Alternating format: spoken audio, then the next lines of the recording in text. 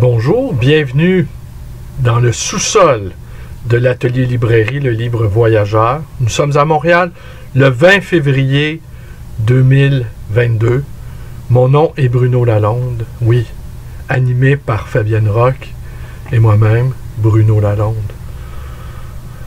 C'est assez étonnant, hein, c'est un bel effet visuel, ma part d'ombre, ma part de lumière. Eh bien, aujourd'hui, ça va être une vidéo assez contrastée où l'ombre et la lumière vont cohabiter. Je vais vous montrer quelque chose. Je vais vous dire un certain nombre de choses. Et je vais vous parler de mon désordre. Ma bibliothèque, on va commencer par ça. Ma bibliothèque personnelle, elle est dans plusieurs endroits différents de ce petit bâtiment que nous occupons, Fabienne et moi. Il y a mon bureau, qui est un bureau, c'est le capharnaüm total, impossible pour moi. En fait, quand je cherche un livre, je ne le cherche pas. Je prends le métro et je vais à la grande bibliothèque l'emprunter. C'est plus facile que de le trouver. Ce matin, je voulais vous parler, et je vais vous en parler tout de même, de Charles Reznikov, poète américain, fils d'immigrants russes, juifs, de confession juive, qui a appartenu au groupe Les Objectivistes, avec entre autres George Oppen.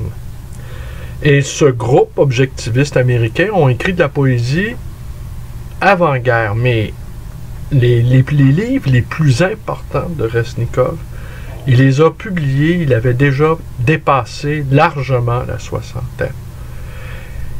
Et j'ai acheté l'été dernier, acheté et lu dans le train nous conduisant de Nîmes à Nice son recueil de poésie traduit. Mais je vais vous montrer la première édition américaine, publiée en 1969. By the Well of Living and Seeing and the Fifth Book of the Maccabee by Charles Reznikov, New York, 1969. Alors j'ai lu, je me suis arrêté, fidèle à mon habitude, quand je lis de la poésie, je lis quelques phrases, je m'arrête, je les fais tourner dans ma tête, je regarde par la fenêtre, ici j'étais dans un train, et je goûte les phrases. Et dans le cas de Charles Reznikov, c'est un poète extrêmement clair, extrêmement précis, mais ce qu'il disait, ce qu'il recherchait, c'est la précision dénuée d'émotion. Alors, malheureusement, le lien que je fais maintenant avec le désordre inimaginable de ma bibliothèque personnelle, c'est que je voulais vous lire des passages en français de cette traduction, mais je ne retrouve pas mon exemplaire. Je croyais l'avoir à portée de main, et là, il a disparu sous cette masse en fusion que représente ma bibliothèque. Donc, et comme ma maîtrise de la langue anglaise n'est pas à point, je vais vous épargner de vous lire des passages en anglais, parce que ça va vous écorcher les oreilles, et moi-même je vais souffrir de vous imposer cette chose. Mais ce qui m'a intrigué, donc oui, une autre parenthèse. En France, oui, le livre de Reznikov, je l'ai acheté dans une librairie à Nice, la librairie Masséna, que les Niçois connaissent bien. Une librairie très très bien tenue, avec un bon fond. Et ce qui était étonnant, c'est que les livres de Oppen, cet autre objectiviste américain, étaient mis en évidence. Et j'étais étonné un peu de voir les objectivistes avoir pris les objectivistes américains avoir pris quasiment le contrôle de la section poésie en France. Et j'ai retrouvé le même phénomène dans les librairies parisiennes que nous avons visitées. Alors, Reznikov était partout. Alors, je trouvais ça très, très étonnant. Et après avoir été très enchanté par traduction de ceci, je me suis demandé quelle était la valeur de ce livre, la valeur sur le marché du livre. Eh bien, quel n'a pas été mon étonnement de constater que cette édition, publiée à 200 exemplaires en 1969, 200 exemplaires, c'est pas beaucoup. Publié il y a plus de presque 50 ans, et plus de 50 ans, eh bien, se vendait 50 $ sur un site spécialisé dont je tairai le nom. C'était un des deux plus connus. Alors, vous devinez lequel. C'est pas le plus connu, mais c'est le moins connu des deux, mais qui appartient quand même au plus connu. Alors, vous savez déjà c'est qui. 50 $ pour une édition à compte d'auteur. Ça aussi, ça m'a intrigué. Alors, si quelqu'un connaît le travail de Resnikov, pourquoi a-t-il senti le besoin de s'auto-publier lui-même? Alors, je vous le montre encore parce que je trouve la facture extrêmement réussie, une sobriété totale. Vous voyez? Alors, je l'ouvre. Alors, vous voyez, tenez.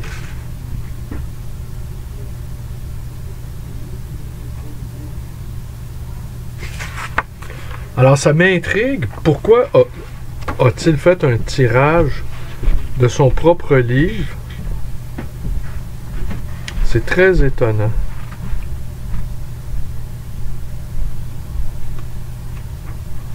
Tout ça tiré à 200 exemplaires, ce qui est assez peu. Et pour 50 $, franchement, c'est une aubaine. Vous le savez, je ne propose jamais à la vente des ouvrages. Jamais. Mais celui-ci, je vais le faire pour une autre raison. C'est que quand j'ai eu reçu mon exemplaire, je l'ai partagé sur ma page Facebook. Et ce qui a provoqué l'étonnement de ceux qui connaissent assez bien le travail de Resnikov. Et j'ai un jeune ami libraire qui est à Québec et qui m'a envoyé un message en privé et me dire combien je l'avais payé et sur quel site je l'avais trouvé. Alors, il s'en est porté acquéreur, lui aussi, et nous faisons souvent des échanges, lui et moi. Alors, il voit des livres qui l'intéressent sur ma page, ou parfois il y a des requêtes spéciales de livres rares. En fait, il cherche des livres très, très rares, et il cherche toujours des grands papiers ou des éditions de tête. Alors, il est plutôt difficile à satisfaire. Et c'est un extraordinaire chercheur. Il est extrêmement doué. Et à mon avis, c'est un véritable bibliophile. D'autant plus surprenant que c'est un jeune homme. Alors, nous faisons des échanges comme ça. Alors, parfois, il m'écrit, il me dit « Bon, ben, je vais t'envoyer un carton ou deux. » Il y a des surprises là-dedans, il y a des choses intéressantes. Moi, je suis toujours ravi, quand je reçois ce carton ou deux, d'y découvrir des pièces rares, des ouvrages autographiés, des choses dont, soudainement, il a perdu intérêt, ou peut-être... En fait, nous faisons des échanges. Alors, là, je sais que je lui dois quelque chose pour le dernier carton qu'il m'a envoyé. Et dans ce carton-là se trouvait le Charles Resnikov. Alors donc, je l'ai en double. Je ne vais pas m'amuser à les collectionner. Alors, qu'est-ce qu'est la méthode... Oui, là, si je suis dans le sous-sol, c'est une raison bien simple. Je ne souhaite pas être dérangé. La librairie n'est pas encore ouverte. Elle ouvre dans un peu plus d'une heure et demie. J'ai beaucoup de travail à faire. Alors, je me dépêche d'enregistrer cette vidéo pour aller vaquer à mes occupations de libraire, c'est-à-dire de temps à autre mettre de l'ordre dans la librairie. Je ne peux pas me permettre d'avoir une librairie qui ressemble à ma bibliothèque personnelle. Je vais vous raconter une autre histoire avant d'aller plus loin, qui n'a pas de rapport, mais peut-être si. Au printemps, non, en fait, qu'il n'y en a pas. Est-ce que ce sera l'objet d'une autre vidéo dans la série Secrets de libraire? Parce que les libraires, on a nos secrets, hein? On a nos entrées, on découvre des choses. Ouais, je vais vous parler de ça. Je vais vous parler peut-être demain. J'ai pas encore tout à fait saisi l'angle ou le cœur de l'histoire que je vais vous raconter. Mais il est question d'un amoureux fou de Paris qui a, au long de sa passion pour l'histoire de Paris, a accumulé, a acheté par catalogue chez des libraires spécialisés français, certains libraires québécois, a acheté une bibliothèque, s'est porté acquéreur d'une bibliothèque de plusieurs milliers de livres sur Paris. Les photographes parisiens qui ont photographié Paris, que ce soit Brassailles ou Doisneau ou enfin les noms qui me viennent, Cartier-Bresson, et les auteurs aussi qui ont écrit sur Paris. Henri Calais. Est-ce que Ardelais... Non, Ardelais était absent de ce lot-là. Léo Larguier, beaucoup de Léo Larguier, qui a écrit aussi sur la bibliophilie. Ça va être l'objet d'une vidéo prochaine, Léo Larguier, ou un auteur qu'on ne lit plus du tout. Et lui, il a fait des descriptions, entre autres, des bouquinistes, des quais de Paris. Peut-être c'est ça que je vais vous lire. Alors, j'avais jamais vu une telle bibliothèque consacrée à Paris. Alors, dans les prochains jours, je vais vous parler de ça. De cette folie qui pousse un homme qui est décédé, donc on ne pourra pas aller l'interroger, on ne pourra pas en savoir davantage sur ce qui le motivait à recréer dans sa propre maison qu'il habitait pas tellement loin d'ici, semble-t-il, et qui avait réussi à... Et ce qui était étonnant, c'est que la bibliothèque, enfin celui qui s'en est retrouvé possesseur, dont je ne dirai pas grand-chose, parce que c'est encore une autre histoire, et je ne sais pas si ça fait partie des secrets d'un libraire. Je me suis pas encore fait une tête sur le sujet, mais avait reconstitué dans un entrepôt à l'identique l'ordre de ces livres, et c'était classé par arrondissement. Alors d'un côté la rive droite, d'un côté la rive gauche, et là aussi je n'en dirai pas davantage parce que ça m'a beaucoup intrigué cette histoire-là. Ça m'a beaucoup... Et qu'est-ce qu'elle est devenue, cette bibliothèque-là? Je ne sais trop. Je ne sais trop parce qu'une telle quantité de livres, ça peut... Pour quelqu'un dont ce n'est pas le métier, ça peut devenir extrêmement problématique. Et ce n'est pas une bibliothèque qui peut valoir... Celle-ci valait, en fait, celui qui en était le propriétaire, qui en était devenu le propriétaire, l'avait évalué autour de 200 000 $. Mais une bibliothèque de 200 000 $, ça se revend combien? Et qui sont les libraires au Québec capables d'acheter une telle bibliothèque? Pour ma part, et qui trouvent un débouché pour un marché aussi précis, aussi niché, honnêtement, je n'en ai pas la moindre idée et je ne crois pas que ça existe non plus. Alors, je vais revenir sur Don Kresnikov, puisque c'était l'objet de cette vidéo. Son livre le plus important, c'est Testimony, qui est donc, qu'on a traduit tout simplement par témoignage. Et la méthode objectiviste, ça consiste, lui, comme en tout cas il a travaillé, Kresnikov, c'est que il découpait dans les journaux. C'est un montage. Alors, aucune de ces phrases qui sont dans ce livre sont à proprement parler de lui. C'est de l'appropriation pure, mais ce qui est une pure création, c'est l'assemblage qu'il en a fait.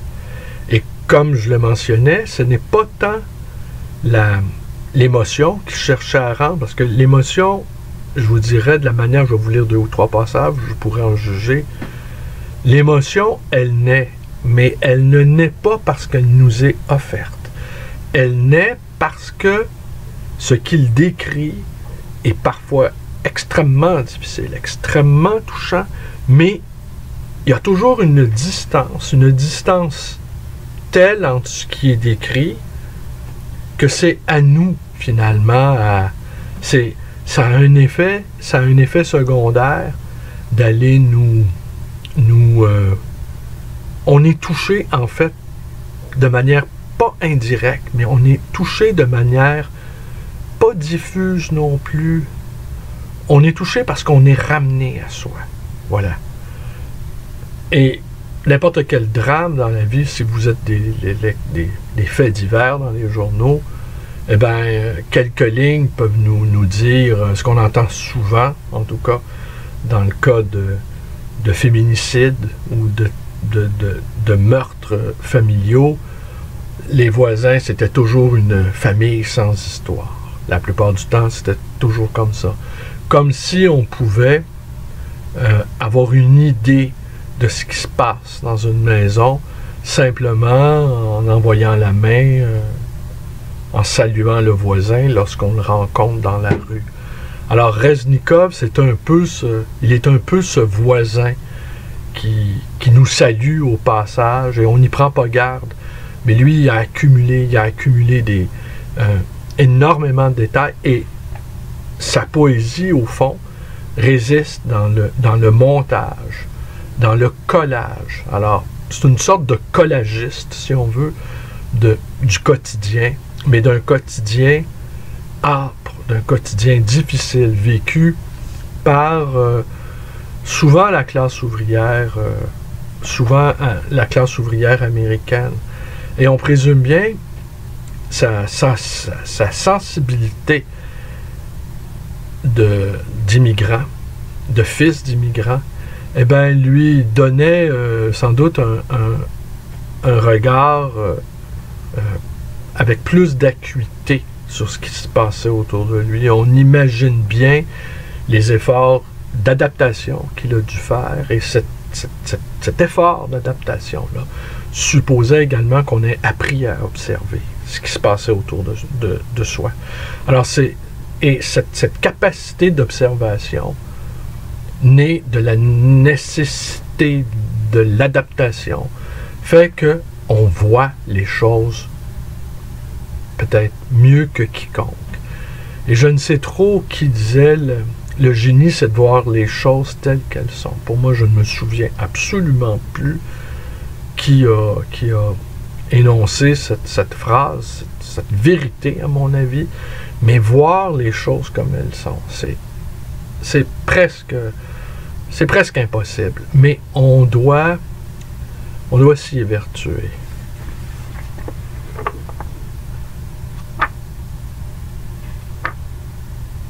Attendez, je vais... Parce que tout est bon dans cet ouvrage. Je ne veux pas trop vous accabler avec un long passage.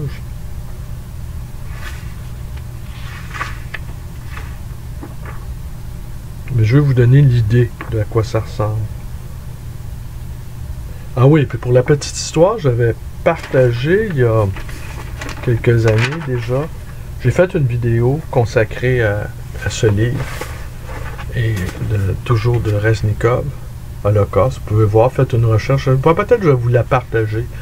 J'avais lu un passage, alors c'est Holocauste, j'avais compris, il a utilisé le même procédé, des coupures de journaux sur les camps, et ça donne un livre absolument effrayant. Et j'avais partagé un passage sur ma page Facebook, et j'ai été mis en punition. C'est la première fois que j'ai été mis en punition, parce qu'il était question de juifs qui étaient attaqués par des chiens, des bergers allemands, et bon, j'ai contrevenu aux standards, aux règles de la communauté. Toujours amusant, hein? Les algos parlent au nom de la communauté. Hein? Voilà, la communauté des algos m'avait mis en punition. Et après, j'avais partagé aussi, en fait, c'est la 2 ou la 3e fois. Alors, la 4e fois, c'est sûr, ah, mais depuis ce temps-là, c'est ça qui est fou. Quand je partage un livre, s'il y a le mot, le N-word sur la page couverture, comme N-word blanc d'Amérique, eh ben, je mets mon doigt. Je prends la photo en mettant mon doigt sur le mot N-word. Alors, toutes sortes de stratégies, c'est absurde. C'est complètement absurde de devoir réfléchir à déjouer des algorithmes. Alors, ce que j'avais fait, donc, j'avais été mis en punition. Non, j'avais été averti, comme c'était ma première offense. J'avais été averti et mécontent de tout ça, j'avais commis une vidéo où je lisais en entier le fameux poème de Charles Reznikov. Et il faut rappeler que la traduction, elle est d'André Markovitch, hein, que vous connaissez bien. Traducteur de Dostoïevski, de Pouchkine, entre autres. Et lui-même poète et écrivain, il va sans dire. Alors donc, témoignage, les États-Unis, 1885-1915. Les Noirs. Donc, je peux le lire, je ne me ferai pas censurer. Les N-words. Un Noir entra dans un restaurant et s'assit à l'une des tables libres. Le serveur lui dit « Je ne peux pas vous servir ici. C'est contraire au règlement de l'établissement. Allez de l'autre côté. » La pièce était divisée en deux. Le côté restaurant était meublé de tables couvertes de nappes. Il y avait des verres sur les tables avec des serviettes dedans et il y avait un ventilateur électrique au plafond. Les tables d'à côté, côté saloon, étaient nues, des tables à bière, comme on en voit généralement dans les saloons. William, un noir, Davis, Sweeney et Rob étaient au saloon. William parlait à Davis quand Sweeney fit tomber le chapeau de William d'une secousse qui arracha un bout à son bord. Sweeney et Williams avaient des mots à ce propos, quand Rob s'interposa et reprocha à Williams de se disputer avec un homme blanc. Le noir ne dit rien à Rob et reculait, quand Rob le frappa à 2 reprises avec un poignard. C'était samedi soir. Ils avaient bu tous les 6, mais rien que 2 bières chacun. Ils quittèrent le saloon à 11 heures. Comme ils allaient 2 par 2, ils virent un garçon de couleur qui venait vers eux, et l'un dit « Voilà un négro ». Les 2 derniers essayèrent d'arrêter le garçon de couleur et il descendit dans le caniveau pour les éviter, mais ils bondirent devant lui, les bras écartés, et les autres s'arrêtèrent pour regarder. Ginger ramassa une pierre et le lança au garçon, mais elle frappa le sol. Puis il lança une autre pierre, et elle frappa le garçon à la tête. Il tomba par terre et restait là, mourant, et tous les autres 6, et tous les 6 s'éloignèrent rapidement. Est-ce qu'on a besoin de dire quelque chose après ça? Mais de trouver le moyen de faire une... Est-ce que c'est encore de la poésie? J'allais dire de faire un poème. On n'a pas besoin de... On comprend toute la détresse de cet homme de couleur, si on ne peut même plus dire ça non plus. Pourtant, eux aussi ont subi, les Noirs, à l'instar des Québécois, ils ont subi beaucoup de transformations étymologiques.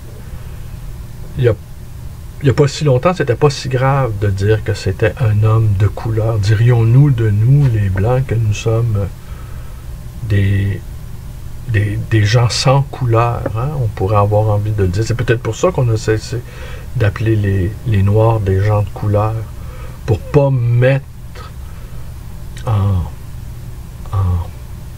évidence notre propre blancheur, notre propre noirceur.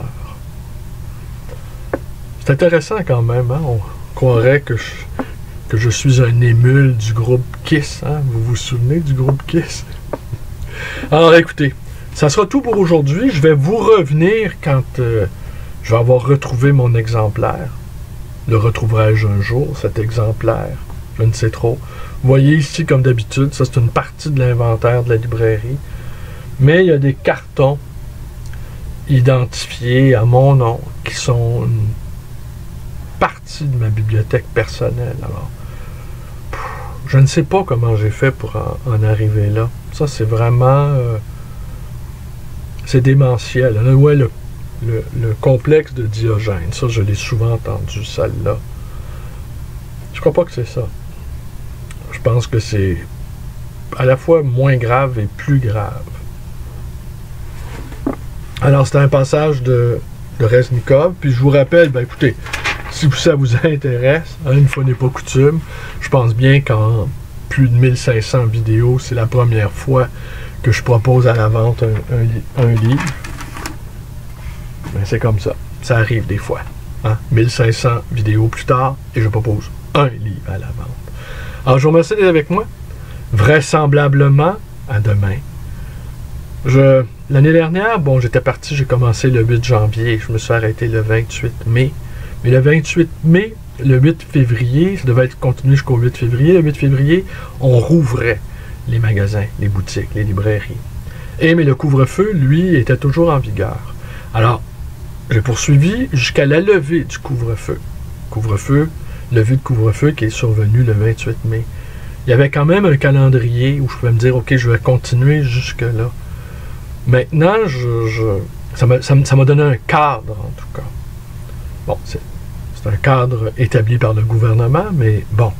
Mais là, nous sommes entrés dans une ère de très, très, très grande imprévisibilité. Et c'est ça qui est... Et là, pour tout le monde, c'est clair, le cas du virus est réglé. Imaginez, mais les gouvernements sont beaucoup, en tout cas les gouvernements québécois et canadiens, sont beaucoup plus prudents là-dessus. J'ai l'impression que eux ont, en tout cas les signaux qu'ils nous envoient, c'est que ce n'est pas terminé. Et qu'ils se gardent dans leur manche la possibilité de nous imposer à nouveau des mesures sanitaires. Moi, depuis le début de cette crise, j'ai l'impression que contrairement aux complotistes, qui eux pensent que tout ça a été monté en épingle ou fabriqué, ou en tout cas pensé, planifié, moi j'ai l'impression que c'est le contraire. C'est quelque chose qui est peut-être beaucoup plus important et peut-être beaucoup plus grave que ce qu'on a bien voulu croire ou s'imaginer. Je ne crois pas que ça a été un geste de panique d'arrêter l'économie comme on l'a fait pendant 2 mois, d'arrêter les activités comme on l'a fait pendant 2 mois, il y a près de 2 ans maintenant. Je crois pas. Je pense qu'ils l'ont fait en connaissance de cause. Et ce ne serait pas étonnant non plus que certains gouvernements ou les gouvernements n'osent pas nous dire la pleine et entière vérité sur cette crise du virus. Alors, vous voyez, les avis sont partagés, mais assez peu de gens pensent qu'on nous aurait dissimulé la vérité à l'envers, n'est-ce pas? Qu'on aurait voulu, comme peut-être que là, vous voyez, au moment où on se parle, peut-être que la guerre a éclaté. Et ça ressemble... c'est quand même étonnant, cette histoire. Et je vous invite à aller voir le documentaire. Ça, je pourrais le partager aussi, tenez. Si c'est possible, le documentaire d'Arte sur les plans de Poutine. C'est pas que l'Ukraine soit une sorte d'État tampon entre l'Europe et la Russie, et que les Russes ne veulent pas voir des bases de l'OTAN à la frontière de leur pays, ça m'apparaît tout à fait logique. Mais là, peut-être que le jeu des Américains là-dedans et l'impuissance des Européens. On a l'impression, en tout cas, vu d'ici en Amérique, c'est comme au fond, c'est un truc entre les Russes et les Américains. Et les Européens même si c'est eux qui sont le plus touchés, on a l'impression qu'ils sont pas dans la partie. On a l'impression qu'au fond, ils sont comme un détail dans cette affaire. C'est très, très étonnant. Très, très, très étonnant. Et le peu d'harmonie qui existe entre eux et le fait que l'Allemagne soit dépourvue de capacité militaire n'arrange pas les choses. Je sais pas comment tout ça va tourner, mais il y avait une caricature d'un journal américain ou britannique. On voyait un des 4 chevaliers de l'Apocalypse, Pandemic, il disait. Et là, il y avait un autre chevalier qui apparaissait, le chevalier War, il disait, It's your turn now. C'est à ton tour maintenant. Après la pandémie, la guerre. Les fléaux de l'humanité habituels, quoi. Voilà, voilà. Alors, c'est tout. Alors, c'est tout pour aujourd'hui. Alors, à demain. Sans doute. Plus de promesses. J'en fais la promesse.